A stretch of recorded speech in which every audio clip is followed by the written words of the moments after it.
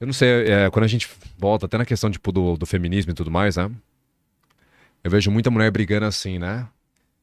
A gente precisa ensinar os homens a não serem estupradores, por exemplo, Aham. tá? Por exemplo. Eu falo, cara, eu acho que todo ser humano sabe o que é certo e o que é errado. Não dá Sim. pra você. Eu falei, que mundo de fantasia que você vive que você vai querer ensinar. Eu falei, os homens sabem disso. Mas você vai dar margem pra você se vestir de uma certa forma ou frequentar certos lugares. Porque você tem uma certa participação, você tem uma certa responsabilidade sobre a sua vida, né? Aham. Que você não tem controle. Então por que você vai se colocar numa situação que você tá mais sujeita a ser presa de um cara? Porque pessoas ruins existem, cara. Sim. Todo mundo sabe que não pode roubar, as pessoas roubam, entendeu? Sim, sim, sim. Então acho que esse é o ponto que acho que o feminismo tenta tirar. Tipo assim, a mulher não tem culpa de nada, imagina, são sempre os homens. Falando, não.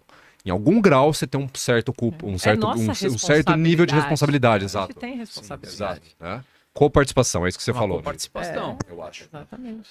Então, Eu tenho- o que eu vejo muito, Thiago, é o seguinte. Quando tem esse grau, né, de fúria descabida, que eu chamo de ira, né, esse primeiro nível imaturo, e o cara age dessa forma, como a Fabiana contou, que ele não tem controle, aí é onde vem o papel social que tenta coagir, reprimir esse impulso, tá? Quando esse homem reprime o impulso da fúria dele, ele tem esse estágio de castração que eu expliquei. Os estágios saudáveis da fúria primeiro, o cara reativar a fúria dele que ele perdeu, tá? Então, ele passou por uma situação ou experiência própria, ou ele viu alguém que era daquela forma que não tinha domínio da fúria dele, viu aquilo como negativo, ele se castra, tá? Ele apaga o fogo dele interno. Para ele reacender, ele precisa começar a perder medo de trazer esse fogo interno para cima. Ele tem que começar a falar assim: eu tenho esse fogo, é natural, é saudável, e eu preciso dominar ele, direcionar ele para aquilo que é bom, para aquilo que é positivo, para aquilo que é construtivo. Ter uma ambição saudável, uma vontade de crescer na carreira, uma vontade de querer prover mais para a família, dar uma condição melhor para os filhos, construir um legado. E aí é que ele começa a ativar essa fúria. Nesse nível de ativação de fúria, existem deslizes, tá? Porque ele ainda não dominou, ele ativou ela de novo.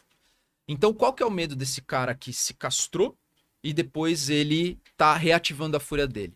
É cometer os erros do passado. E às vezes ele desliza. Às vezes ele vai ser abusivo com alguém num ponto e depois ele vai sacar e vai pedir desculpas, né? E vai buscar não fazer mais isso.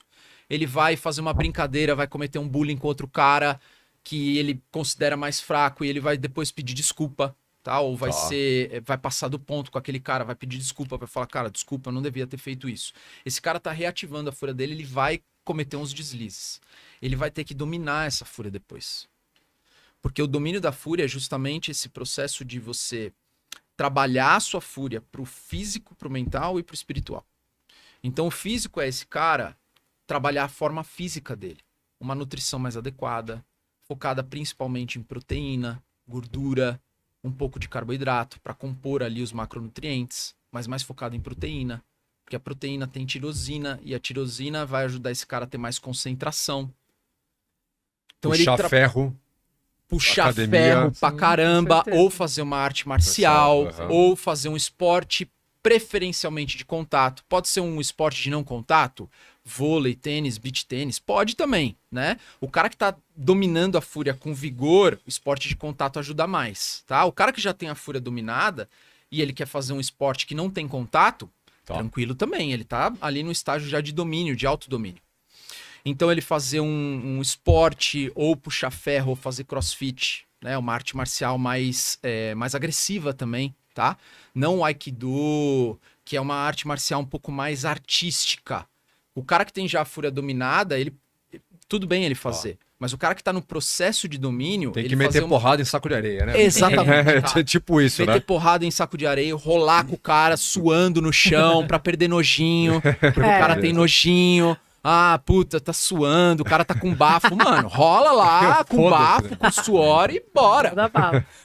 Então ele tem que trazer esse ponto físico, perder esses nojinhos, esses medos de se machucar, tudo isso que deixa o homem frouxo, que é tudo medo. É medo, nojo, aversão.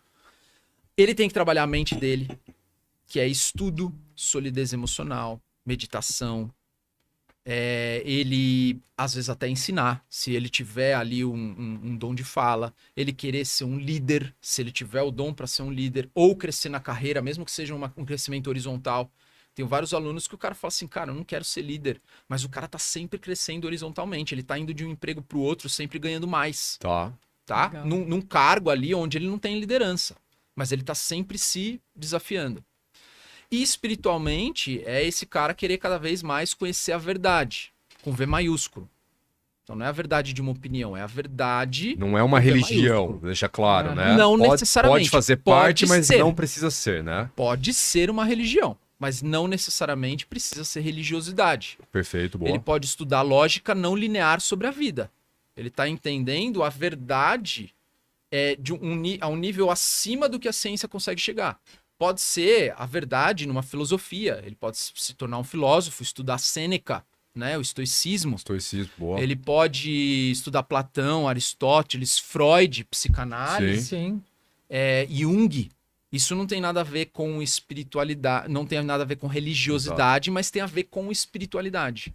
Porque é o estado de espírito que você se coloca, tá? Tem a ver com a mente também, mas muitos desses professores, eles passam ali da mente. Você vai entender o Jung não se imita à mente. Ele fala de arquétipo do inconsciente coletivo. O que é um arquétipo do inconsciente coletivo? É um conjunto de fatores enraizados que estão tipo numa biblioteca universal que existe e que você pode acessar essa biblioteca e ancorar ela em você. O arquétipo do guerreiro é quando o cara enfrenta, tem uma postura de enfrentamento sobre a vida. O arquétipo do sábio, ele acessa um nível de sabedoria que, se ele não está ancorado com esse arquétipo, ele nem vai conseguir alcançar, por mais que ele estude. Porque ele está ali reprimindo aquela sabedoria que ele tem. Ele estuda, mas ele não consegue falar em palavras, ele não consegue ajudar alguém, porque ele não está ancorando o arquétipo do sábio. Tem gente que estuda bem menos do que um cara, às vezes, que ele é intelectual, só que o cara consegue se conectar com esse arquétipo do sábio coletivo. Entendeu? Por quê? Porque não é só a mente. Você tem a mente coletiva, que é esse aspecto mais espiritual, essa lógica não linear, que não é simplesmente causal, que nem isso causa isso, causalidade de Newton. Não é a causalidade de Newton. Ah, você quer emagrecer, você tem que comer menos. Não é essa causalidade. Tudo é contextual. Então a lógica não linear é você entender que se você quer comer menos, tem vários fatores que impulsionam.